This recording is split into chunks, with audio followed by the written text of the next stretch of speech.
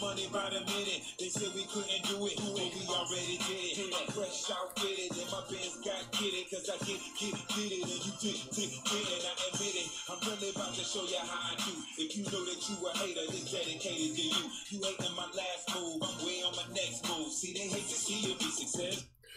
Good morning, good morning, good morning, good morning.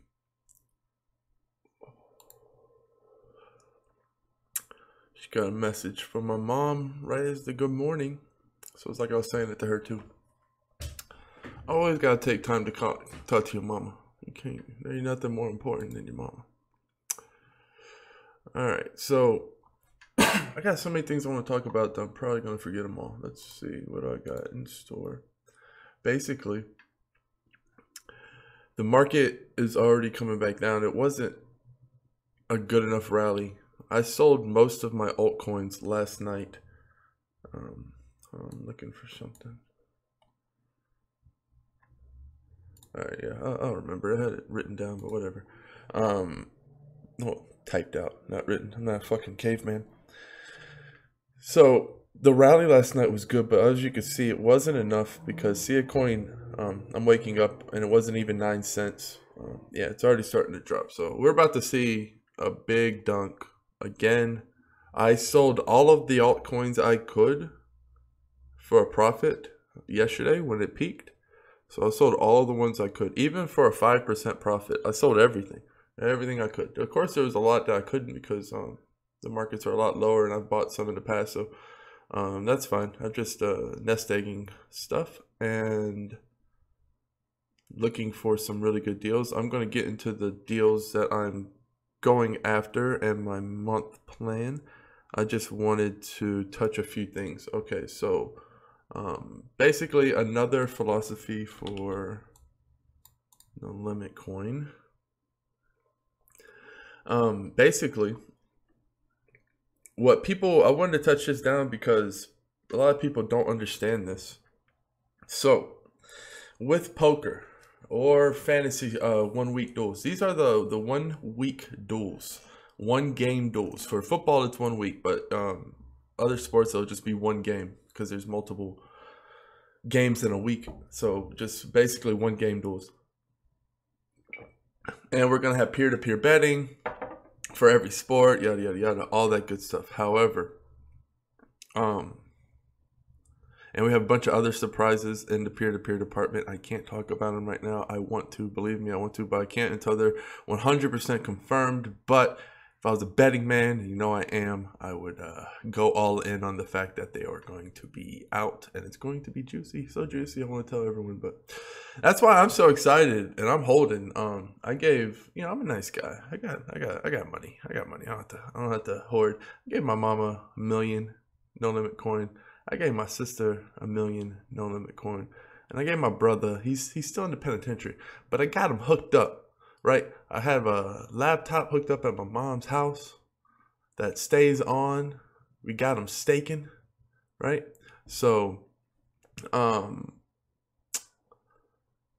basically hooking up the fam with no limit. They're first cryptocurrency. None of them ever had any cryptocurrency before. This is even before Bitcoin. So they've had these coins even before Bitcoin. And now they're all, you know, getting well versed in the crypto sphere. So that's exciting to see. And that's always fun when you're working and you can see the price keep going up and up and up. And my mama don't even know how to sell. That's how you know my mom's a real fucking gangster. She gotten a Bitcoin since. She has diversified.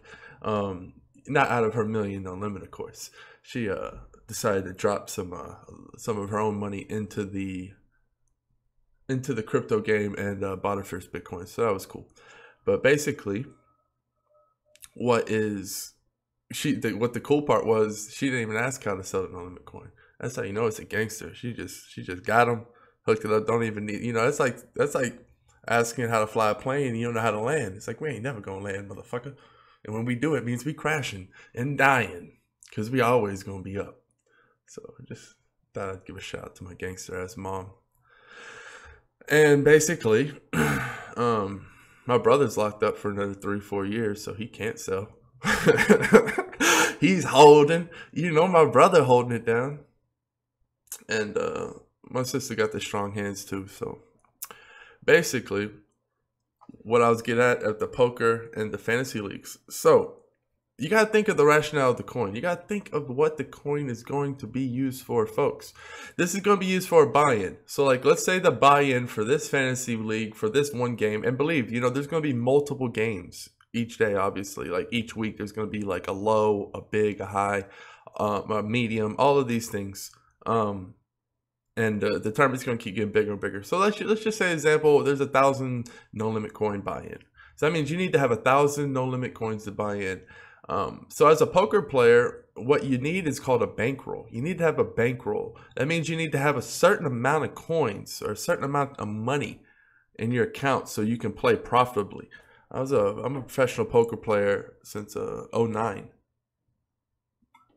And if you don't, bankroll management's the most important thing. Skills next. Obviously, skills a close second, but bankroll management's right up there, because if you only have $100 and you enter a $100 tournament and you bust before the money, you have no more money, you can't play anymore. It's your lifeblood. So what I'm getting at is, with the same thing with fantasy sports, if you enter 1,000 no limit coin, you only have 1,000 no limit coins, then you know you bust outside the money, because fantasy sports is a tournament. A lot of people, it's funny, a lot of people talk about no limit coin, they don't even know what it means. They don't even know like the concept at all, like, and not even a little bit. It's basically, people are going to need to have no limit coin bankrolls to play. So that means people are going to be buying up no limit coin and hoarding it because they need to, because they need enough no limit coin to enter these games. And that's why I was saying I envision 0.1 no limit coin buy-ins, because there's not enough. There's just simply not enough. There's 200 million. That's not enough to run everything. It's not enough to run everything and have a large supply. That's why it's going to need to be broken down. Point blank, period. That's just how it's set up. That's how it's going to need to be. And you have large holders like me and other people who are just holding because we like staking. We like getting money. I'm getting paid 4%. That's a lot when you have a lot of coins. That's a lot each year. If this coin can go up to what I think it is, you know, this coin, like I preached it at the beginning, this coin is not meant to be cheap. It's not meant to be cheap. It's meant to be spread out. And so people are going to need, with poker, let's say you wanted to enter $10 buy-ins. Well, you need a $10,000 bankroll for that, or at least a $5,000 bankroll. 5,000 would be on the small side. I know it sounds extreme, but it's not really when you're a professional and you need that to survive. Because in a tournament, let's say you're playing like a 180 man. If you don't know what that means, it means like 180 people enter and it's locked. It's capped at 180 people. No more can enter. You win normally about 52 times your buy-in on that type of tournament. So that means you can lose 52 times in a row and win once and break even. So if you win twice during those 52 matches, you're up a whole whatever the win is, which is a lot of money. You're up 52 buy-ins. And that's the same thing with fantasy. It's like you only need to win, you know, you can lose 50 times in a row, but if you win one, you get all your money back. You win two, you're up 50 buy-ins. That's what this is. It's just like poker, but for fucking fantasy sports. So people are going to need like 10, you know, because it's going to be like 1,000K or 1,000 coin, no limit buy-ins. People are going to need like hundreds of thousands of coin just as a bankroll. The professionals, the people who take this real serious and make a lot of money out of it. You know, Google fantasy sports millionaires. There's people who are actually multi-millionaires doing this because they're just better than everyone else. And I would imagine something with soccer where you could pick from all the leagues. I can imagine where cricket, like all of I can just imagine how cool it's going to be to set up your team and how many options you're going to have and how much strategy is going to get involved, because, you know, the NFL is not nearly as big as soccer, like how many players there are. So, I just think that because, you know, like half the NFL is linemen. You can't pick, you know, you're not picking a lineman. Yeah, you can pick the defense, but it's just basically. So I think it's going to be very interesting. It's very fun. I just wanted to put that out there. It's just a different perspective. The new website's going to be up. We haven't improved the old website at all because it's just behind the scenes, and it's going to upload it when it's done. And we're in no rush. We want it perfect. We want everything perfect. Most likely going to be in a few days, but we'll see. It's not a big deal if it's not. Yeah, the market cap's already starting to sink down. So what am I going to hunt? What am I looking for during this great time? Because I believe there's going to be a big down, and you're going to have everything you could ever want. So what coin, if I could go back in time, would I have wanted? And that intrigues me. ICO and all. Post ICO and all, because some of these coins are going back to their ICO prices. Okay, I'll get into that in a little bit. I have to speak on this. Why I think Bitcoin. So people think that Bitcoin not having like a centralized community like Dash, like has like a community that can run the coin and all that. I think it's Bitcoin's biggest greatness is the fact that it doesn't have that. It doesn't have a team that made it. I think that's its biggest great. I think all the arguing and bickering is a good thing. I really do, because when you argue and bicker like this, you're not going to do that on a team. When you're on a team, you're usually like-minded people, and you usually don't hire people who don't have your vision. You know, if you go into try to join a team or something, or you have some radical difference, you're either going to be ousted or, you know, so I just think that with Bitcoin, you're going to have a fight to the death on every decision. And that's not necessarily a bad thing. I mean, hey, it might be the bad thing for the people involved who have to expel that kind of energy, but I think it's worth it at the end, because you're going to get the best result through the bickering, because it's going to be like what's going to need to happen is going to happen. And we all know that Bitcoin needs to be rescaled. It's only going, you know, it hasn't even hit mass adoption yet. We're not at mass adoption yet, guys. And if it was to hit mass adoption and have millions of delayed transactions, it would be the end. So there definitely has to be an attempt made to improve it. And guess what, man? I really think, what if it's just a nice little soft fork, and it's just like a little bump, not even a bump. It's just like real nice Cadillac seats in a back seat. You don't feel nothing. And that's what I really hope and think could happen. It's going to be nice and smooth. But I think that Bitcoin not having that kind of organization, I don't know, I'm crazy. I like that kind of openness. I don't know, it's so pure to me. It's just so fucking pure, right? There's no one that can really, you know, there's no one in it to manipulate Bitcoin. It's because, you know, because it's been spread out before the big hands could get to it. Yeah, the big hands can scoop up some now, but like, not like they could. It's not like they could dominate it. They can get a large portion. But man, this Bitcoin, you know, it started off people buying pizzas with it, and kids having, you know, like not kids, but you know, like young adults having it, and just millennials basically, and just spreading it out. And that's where it started, and that's cool. I like that. I like it started from the gutter. I like it started from the basement, and it spread and spread, and for years no one paid attention, for years, and now the big money wants to get into it, but the largest proportions with the people. The largest portion of Bitcoin's with the people. Yeah, the feds may have confiscated, 100,000 Bitcoin or some shit. Like, yeah, there's going to be people like that. But I'm saying there's nobody who owns 80% of Bitcoin. It's just that simple. And it's just so well diversified. The Bitcoin's well diversified right now. I know there's people out there for power grabs trying to buy it all up and just hoard it. I know that's happening. And that's why it sucks when... And that's going to happen with any coin. No coin has any control over that. But I just think that we have a big market cap, and the fact that all of the Bitcoins aren't even out yet. So, you know, we still have, you know, it's 21 million. So we still got a while to go. But we got, you know, as a people, as there's a use for it, there's always going to be people buying it up because they need to. In these countries where Bitcoin's far superior than their currency. You know, there's like money censorship in a lot of countries where it's just bullshit. You know, they can't get and receive money anywhere close to where we can. You wouldn't believe the restrictions they have. Not being able to order overseas, not being able to send money across out of the country. It just gets bad. You can already see the red returning. Like I said, I'm just chilling. All right, so yeah, this reminds me. So I'm going to get into I'm looking to get into Populous, PPT. I'm really angry I didn't get into the ICO. That's what I'm trying to. I took like all of yesterday, and I just watched all the YouTube videos I possibly could. I watched everything, absorbed all the things I could about ICOs, because I'm really tired of missing out on these ICOs that I want to get in on.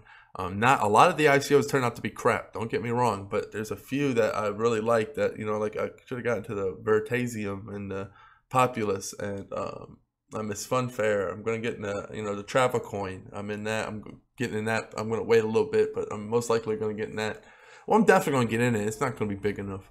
It's definitely not gonna be big enough. So I'm gonna get into that, and you use my code. You can look in the description, get 5% off if you want to invest as well. That goes on throughout, so that's cool because they're not giving shit out to other people. I'm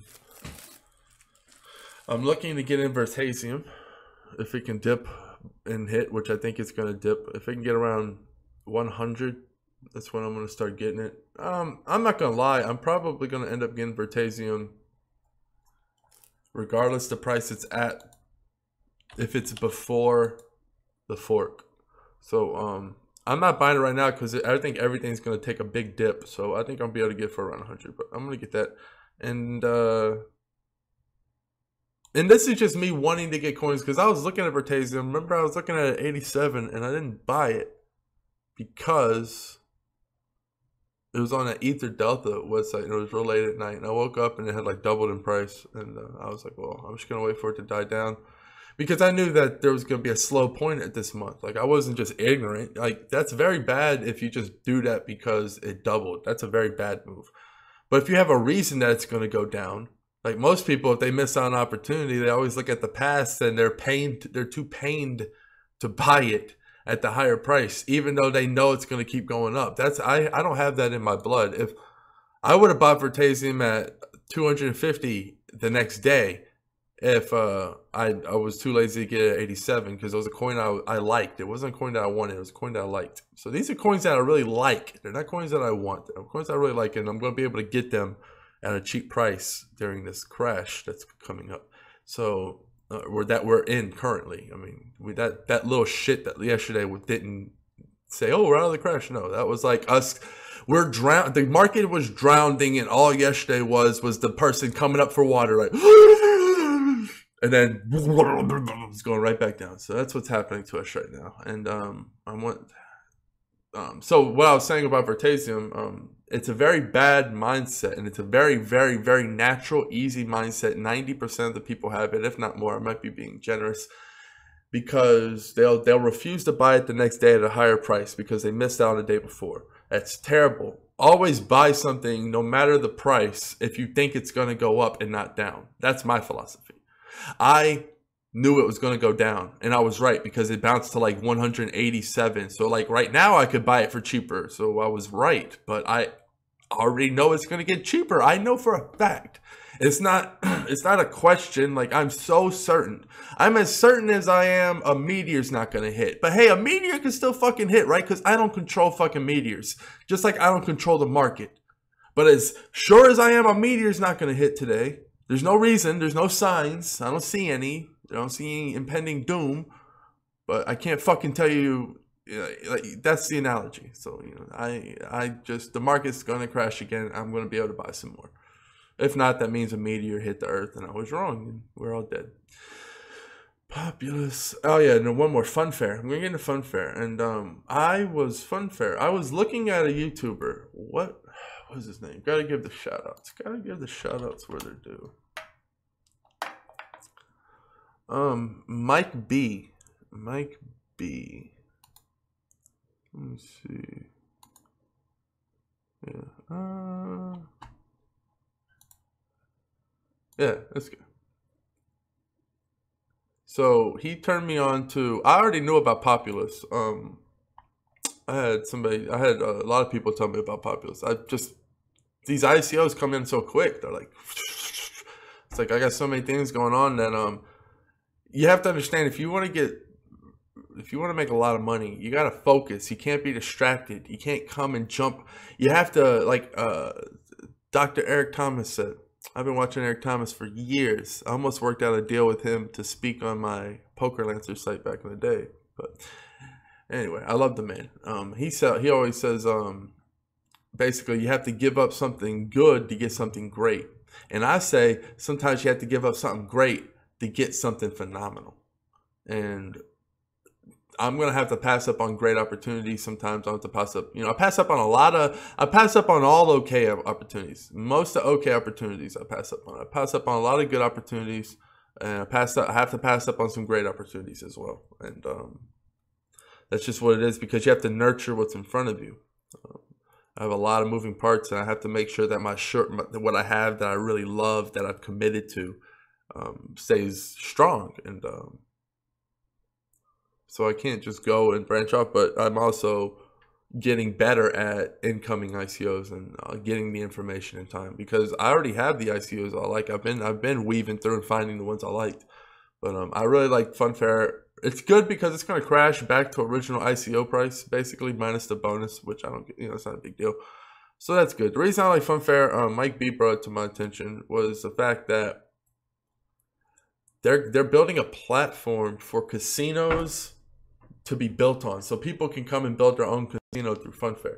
And what turned me off originally was the fact that there were so many coins. I straight up missed the ICO. I mean, I'm not gonna lie, I missed the ICO, but I didn't buy afterwards just because I was like, man, there's a lot of coins. There's still not a lot in circulation, and this price is going to go down, yada, yada, yada. But I didn't think of the fact that it's a really cool thing. If Funfair, and they're going to Comic-Con, which is fucking cool.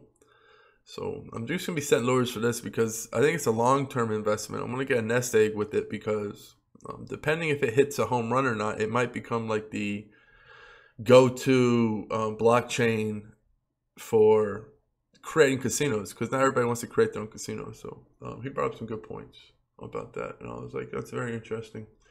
And yeah, I like the fact that it's giving itself room to expand. So looking for Populous, Vertasium, and Funfair.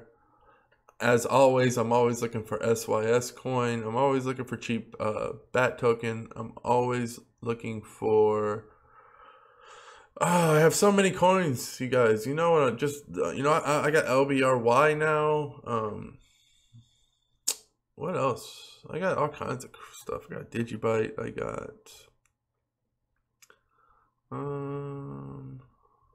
got Descent.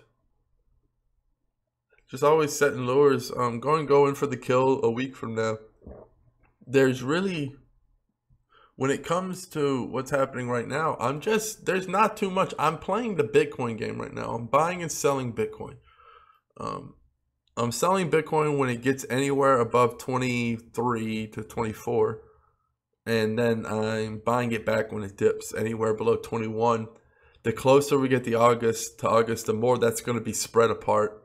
And then eventually, once it becomes like August 18th, 19th, I'm going to completely stop selling Bitcoin altogether and just buy all the cheap Bitcoin.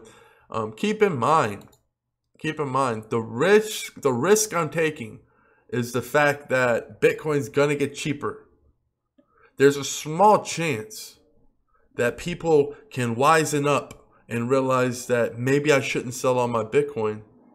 Maybe I shouldn't completely get out of crypto, because maybe it's going to be like that, and it's going to be an upgraded Bitcoin, and it's not even going to be 2 coins. It's just going to be smooth as shit. And holy fuck, will the water, the floodgates break. And that means that people might not sell their Bitcoin for as cheap as I thought they would. And that would suck, because then I'd be fucked with a lot of Tether. I wouldn't be fucked with a lot of Tether. I would just have to buy Bitcoin at the price. Like, if I notice, because I'm sure the Bitcoin Tether market is going to be, and no one's going to be trading like, a few days before August anyway. So I'm just going to have to buy it like as soon as I can afterwards. As soon as someone's willing to send me some. And that's all I can do. But and that's what, that's the beauty of it. I like not knowing everything. And I think it's gonna be fun to watch. I know that I'm gonna get more FOMO the closer we get, so I'm definitely not gonna fuck around too much. Because like I said, I don't need to make the money. Like, yeah, it'd be different if it was like, man, I need to make this money, but I'm not gonna risk it. Like, I'm gonna play the Tether game because I want more Bitcoin, and I think it's gonna dip. And if it dips below 2, then fuck, I hit a big lick, and I'm like, hallelujah. I just hit a big old massive lick because I got a shit ton more Bitcoin than I would have, and that's worth it to me. It's worth it. It makes more sense for me to buy the Bitcoin back at like 24, 25 because I'm gonna spend all my tether a week before close, a week before the close on Bitcoin. So I'm going to have my opportunity. So whatever the price of Bitcoin hits at that time, I'm going to buy it all up at. And I'm just betting that's going to dip below. So what's the risk reward there? Why does that make sense? Because I don't believe Bitcoin's going to go to 3,000 before August 1st. I just don't. I believe a lot of people would agree with me. Okay, so that's out there. But what's the big catch? I think there's a good chance it could go around 21, 2,000 as it already has. And if that happens, I win big. So the unlikely thing, it goes to 3,000. I lose kind of big because I have to buy it at 3,000 now. And you know, so I actually had to, I actually would have, I guess I'd be considered selling at a loss because I would have sold it and then bought it back at 3. Yeah, so that's what would happen. And it's very rare for me, but there's situations where I would, if I'm in a blind, so I say I never sell for a loss, but this is a weird situation because I'm selling my Bitcoin at this price in hopes it goes down because of all the information I have and I can scoop it back up. But if it does not, I've already agreed with myself a week before the fork, 8-9 days before the fork, where I'm in the clear and able to do it. I'm going to buy it at whatever price it is. And if it happens to be at 3,000, then I lose, but it doesn't matter. I buy it all back up. So this is just a pure gamble for me. But if you run this simulation 1,000 times, the strategy going for the lower is going to be drastically ahead, in my opinion. It's going to be leaps and bounds ahead of this scenario because I believe it's going to go down again. Look at the market cap. It's already dipping down. You can see it's getting lower. It was getting close to 90 last night. That was the market cap was getting close to 90, and now it's already at 83. It's going to be in the 70s again, I believe, in a few days, if not tonight. So I think I'm going to be very happy with my choice. I think this is going to dip. I'm going to have so much fucking Bitcoin, and then I'm going to be able to scoop up a ton of these coins, all of the good coins that I want right before, and then come out August 1st and make out like a fucking bandit and just make a crazy amount of money. So this is an awesome time right now, and it's kind of like knowing it, having it, feeling it, tasting it, but you just can't, you don't have it yet, right? That's what it's like. You smell the dinner, you have your fork, your plate, everything's ready, everything smells delicious, you know you're about to have it, and you just gotta wait for the plate to be filled. That's all this is. And so that sign was pretty cool. If you guys didn't see, that guy held up the Bitcoin sign. That's stuff's pretty big because that's the stuff that goes viral. So people wouldn't be surprised like that. That dude did a good job for Bitcoin. It was perfect. And people everywhere trying to regulate ICOs, which wouldn't be too bad of a thing depending on what they do. Also trying to regulate cryptocurrency, which is good depending on how they do it. At this point, we're starting to see like kind of like not the death, but like the slowing down of the governments controlling us.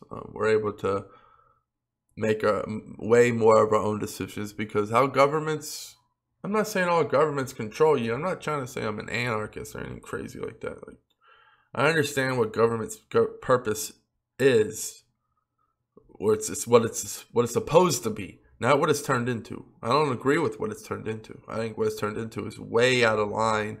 And people don't understand. You give them an inch. We keep giving them an inch. You keep giving them an inch. You keep giving them an inch. That shit adds up year after year, generation after generation. And before you know it, those inches, you run out. You can't give them anymore. And when you look up, you're in a cell, basically, because you're giving away all your freedoms.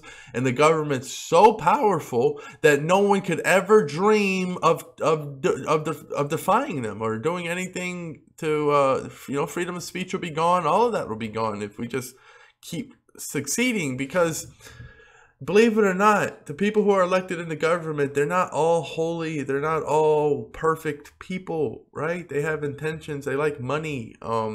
It's not like it used to be. It's not like it used to be with governments were a little bit more pure back in the day. But I wouldn't even say that. Governments have always been kind of shitty, to be honest with you. But now we have a good opportunity to really be responsible for our lives. We could take our money back, and now we're starting to be able to take our communications back, our internet back. We're starting to take our privacy back. These are huge leaps and bounds. First, we're able to take our money back. We have control of our money. We send it to whoever the fuck we want. We don't need nobody to tell us who the fuck to send our money. We're tired of it. I'm tired of it. Bad people are going to do bad things. That I don't want to be censored for that. You know, let it be more dangerous. I don't give a fuck. I don't need you. I think it's way more dangerous when somebody can listen to and know everything the world's doing and spy on everybody and know everything and have control of everything. I think that's way more dangerous, because I'm putting way too much trust in a government I've never shook hands with, a government I do not know. I never shook, I never shook a president's hand. I've never got to sit down and talk with them. I don't know what kind of fucking people these people are. I'm not going to just trust what the TV says. So, I'd much rather be able to make my own decisions than have somebody make them for me. And Bitcoin allows me to send money to whoever the fuck I want, whenever the fuck I want. I don't have to ask nobody. And that's how it should be. And the fact is, we can do that. The privacy is the next biggest thing. Having everyone's privacy taken is just such a gross overstep. And it gives the government, it gives anyone way too much power when they know everything like that. So it's just a beautiful thing happening right now. Well, yeah, you just can't be scared. You have to push through. It's more than just money happening right now. It's more than just money, guys. This is our lives. This is the future of the world right now.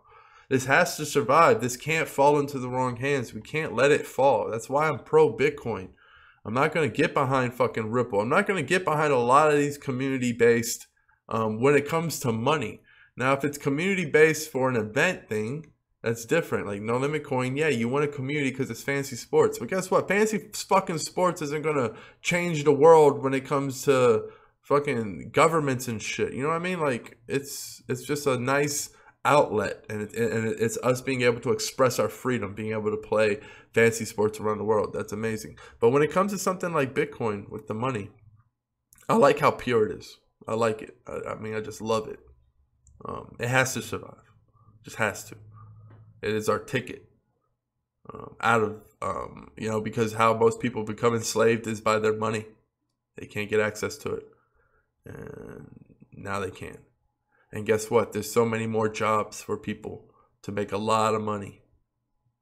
And a lot more opportunity than there's ever been. So whiz kids can now throw together an ICO, put together a unique idea, get a following. It's amazing. It's never, it's like Kickstarter on extreme steroids. It's just amazing. I don't like saying steroids. It's just like Kickstarter 2.0. Internet 2.0. There's some other stuff I wanted to talk about, but I can't remember it all. So what am I going to do today? I'm going to be studying, watching the market, relaxing. Another thing is people got to learn to relax. You don't understand. One of the biggest flaws that I had to overcome was working too hard. People think you don't have to run yourself into the ground, because then it's a law of diminishing returns. It's kind of like if you have one piece of pizza, it's delicious. 3, it's okay. By the time you're on your 10th, you're fucking disgusted and throwing up. And that's with work. When you work a little bit, it feels great. When you work a long time, hey, that still feels good. But when you just run yourself into the ground, the work you accomplish isn't as good. It's rushed. It's sloppy. It's not even worth it. And it takes effect on your entire scope. It affects all of your work because of that little last push when you should have just rested. You have to be kind of like, if you've ever watched like a great judo artist, a great martial artist, they do very little They move, you know, the swift little moves. They don't move a lot. They let the other person's momentum work against them. And it's so awesome to watch how they just sit there and they're able to accomplish so much with so little. And that's what I had to learn. I had to learn it's the little things I'm doing that's making the big difference, while all these other people are doing these exhausting tasks that are getting so little. They're fighting over what's little. So I'm just doing the little behind the scene tweaks that are making all the big difference. I'm just letting the business and the money work for me while I just make these little tweaks, these little moves, using the energy for my cause. So learn to rest, learn to relax, learn to meditate. You have to. Because if you're constantly strained, you're constantly anxious, you're constantly getting anxiety, you're not going to be able to be your best self. And I know how hard it is to relax sometimes, especially when you're up. I mean, hell, when you're up, when you're down, it's bad, just as bad too. But when you're up, you can say the same, because you're always like, oh, you're hyped up, your adrenaline's going. When you're down, your cortisol levels rise. People don't understand. That's why I say you have to be very even keel. You can't let your emotions take over. What happens if you let your emotions take over? It's like a dog without a leash that hasn't been trained. It's just barking, going crazy. And the more shit that happens, the more crazy the dog gets. And you can think of the dog as like cortisol. So when you're down and you're feeling anxiety because of maybe the market's down, you're actually releasing a hormone called cortisol, which is it's a catabolic. It's a catabolic. That means it breaks stuff down. Most people don't properly nourish themselves. They don't drink enough water. So what's happening is breaking down their insides, literally. And it's zapping all of your energy. It's basically making your serotonin suck in. It's so not going to be released. It's ridiculous, right? You don't release serotonin and cortisol at the same time. Serotonin's a happy when you're related, right? And that's bad too, because when you get real excited, then you're releasing that serotonin and you become unbalanced, because what happens is you're being happily elated, and that's good, you're releasing the serotonin, but then you become addicted to it because people don't know how to handle it. And when the market, and that leads for an epic crash, because what happens, the higher you go, what happens when you fall, you crash harder. So if you always keep that main base, you don't get too high, you don't get too low, you just get stable. You know where you're going.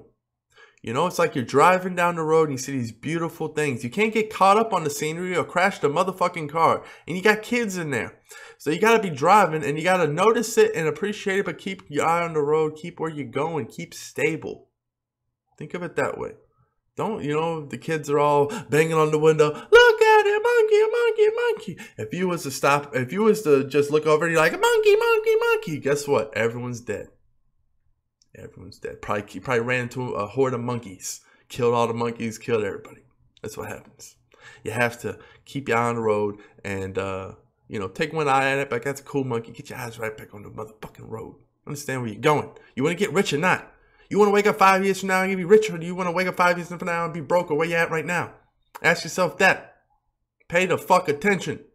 You're driving right now. Stop looking at the monkeys. Stop looking at the scenery. I say monkeys because I lived in Costa Rica and I had monkeys in my backyard and it was beautiful. I'm going to end it on that. Cheers. Peace.